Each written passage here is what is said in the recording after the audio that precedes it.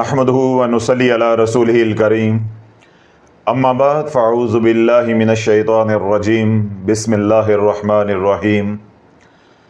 حضرت انس بن مالک رضی اللہ تعالی عنہ روایت کرتے ہیں کہ حضور علیہ الصلوۃ والسلام نے ارشاد فرمایا کہ جس نے ایک بار قل هو اللہ احد یعنی سورۃ اخلاص پڑھی اس کو 1/3 قرآن مجید فرقان حمید کی تلاوت کا ثواب دیا جاتا ہے۔ جس نے 2 بار سورۃ اخلاص پڑھی اس کو 2/3 قرآن مجید فرقان حمید کی تلاوت کا ثواب ملتا ہے، اور جس نے 3 بار سورۃ اخلاص پڑھی اس کو 1 مکمل قرآن مجید کی تلاوت کا ثواب ملتا ہے۔ یہ اللہ رب العزت کا کرم ہے کہ اس نے 4 آیات مبارکہ کے اوپر مشتمل ایک چھوٹی سی سورت کو ایسی شان بخشی ہے اور ایمان والوں کے لیے اتنی آسانی فرمائی ہے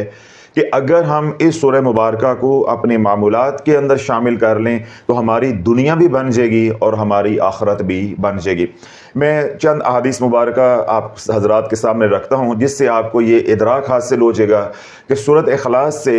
دنیا کیسے بنتی ہے اور سورۃ اخلاص سے آخرت کیسے بنتی ہے۔ اللہ کے نبی علیہ الصلوۃ والسلام نے ارشاد فرمایا واجب ہو گئی ہے، واجب ہو گئی ہے، واجب ہو گئی ہے۔ سیدنا ابو ہریرہ رضی اللہ تعالیٰ عنہ حضور علیہ الصلوۃ والسلام کے ساتھ شریک سفر ہے۔ آپ نے پوچھا کہ یا رسول اللہ کیا واجب ہو گئی ہے؟ تو اللہ کے نبی علیہ الصلوۃ والسلام نے فرمایا کہ جنت واجب ہو گئی ہے۔ جس نے 1 بار پڑھا قل هو اللہ احد اللہ الصمد لم یلد ولم یولد ولم یکن لہ کفوا احد، اس پہ جنت واجب ہو گئی۔ تو میرا خیال ہے کہ مزید احادیث مبارکہ بیان کرنے کی ضرورت نہیں ہے۔ اگر انسان سمجھنا چاہے اور اس کے نصیب میں ہدایت لکھی ہو تو اس ایک حدیث پاک سے ہی جو ترمذی شریف کی حدیث پاک ہے، اسی ایک ہی فرمانے علی شان سے بات سمجھ آ جاتی ہے کہ سورۃ اخلاص ہماری آخرت کیسے بناتی ہے۔ اللہ کے نبی علیہ الصلوۃ والسلام کا ارشاد پاک ہے کہ جس نے سورۃ اخلاص پڑھی اور جس نے سورہ اخلاص کو سمجھا، اللہ رب العزت اس کے لیے جنت میں 40,000 شہر بسائے گا۔ ہر حرف کے بدلے اللہ شہر عطا فرمائے گا، ہر حرف کے عوض اللہ رب العزت 1000 نور عطا فرمائے گا۔ اس نور کی برکت سے پل صراط سے گزرنا انتہائی آسان ہو جائے گا۔ یہ ایک حدیث پاک ہوگی۔ دوسری حدیث پاک اللہ کے نبی علیہ الصلوۃ والسلام کا ارشاد پاک ہے کہ جس نے حالت مرض کے اندر سورۃ اخلاص کو تھامے رکھا، یعنی وہ پڑھتا رہا قل هو اللہ احد اللہ الصمد لم یلد ولم یولد ولم یکن لہ کفوا احد، اگر وہ اس مرض میں مر گیا یعنی وہ مرض الموت ثابت ہو گیا تو اللہ کے نبی علیہ الصلوۃ والسلام نے ارشاد فرمایا کہ اللہ رب العزت قبر کی تنگی کو دور عطا فرما دے گا، قبر کے عذاب کو دور عطا فرما دے گا۔ اس کی لاش میں یعنی میت میں جسم میں بدبو نہیں پڑے گی۔ کل قیامت کے دن فرشتے اس کو اپنے پروں پر بٹھا کے رب کی بارگاہ میں پیش کریں گے تو رب فرمائے گا کہ میں اس کے نامہ اعمال کو نہ دیکھنا چاہتا ہوں، نہ پرکھنا چاہتا ہوں، نہ تولنا چاہتا ہوں۔ جس اعزاز و اکرام سے اس کو اپنے پروں پر بٹھا کر میری بارگاہ میں لائے ہو، ایسے ہی اس کو جنت میں پہنچا دو، ایسے اس کو جنت میں پہنچا دو۔ پھر اللہ کے نبی علیہ الصلوۃ والسلام کا ارشاد پاک ہے کہ اللہ رب العزت نے 20,000 نہریں تخلیق فرمائیں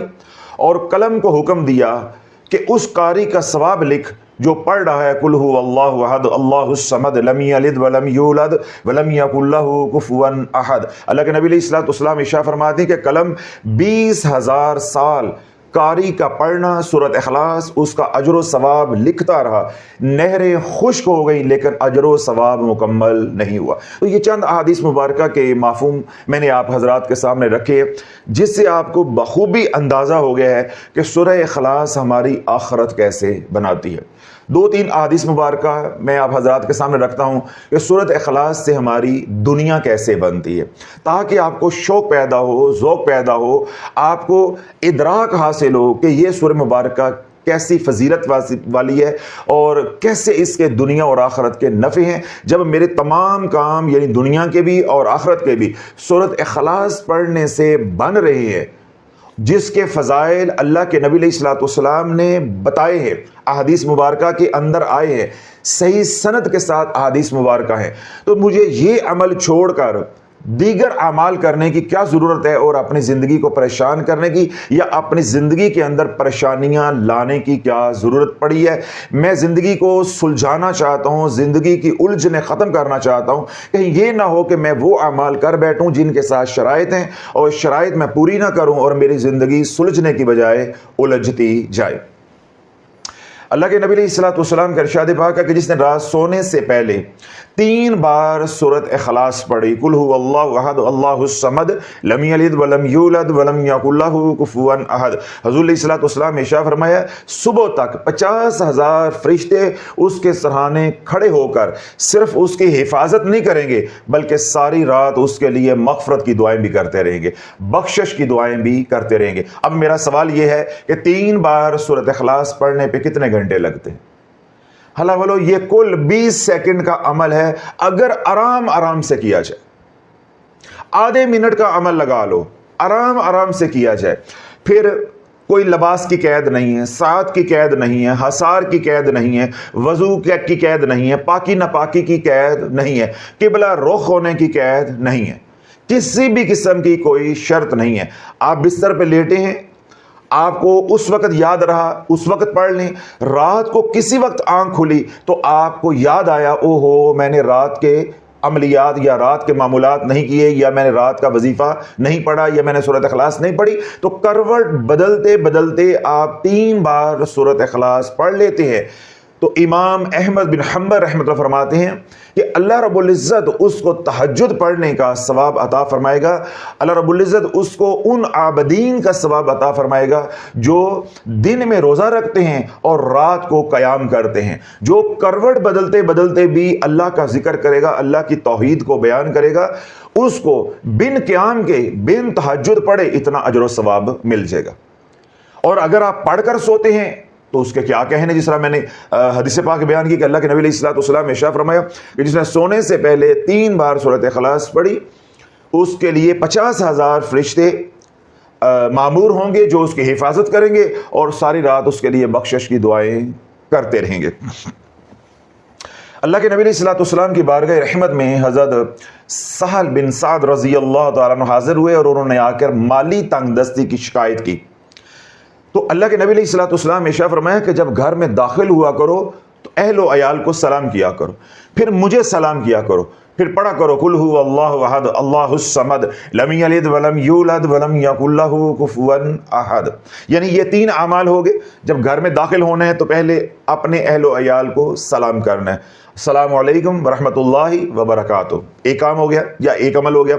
دوسرا عمل کیا ہے کہ حضور علیہ الصلوۃ والسلام کو سلام عرض کرنا ہے، السلام علیکہ ایھا النبی ورحمۃ اللہ وبرکاتہ۔ 2 اعمال ہو گئے یا 2 کام ہو گئے۔ تیسرا کام کیا ہے؟ بسم اللہ الرحمن الرحیم قل هو اللہ احد اللہ الصمد لم یلد ولم یولد ولم یکن لہ کفوا احد۔ اب یہ گھر میں داخل ہونے کے مسنون اعمال ہیں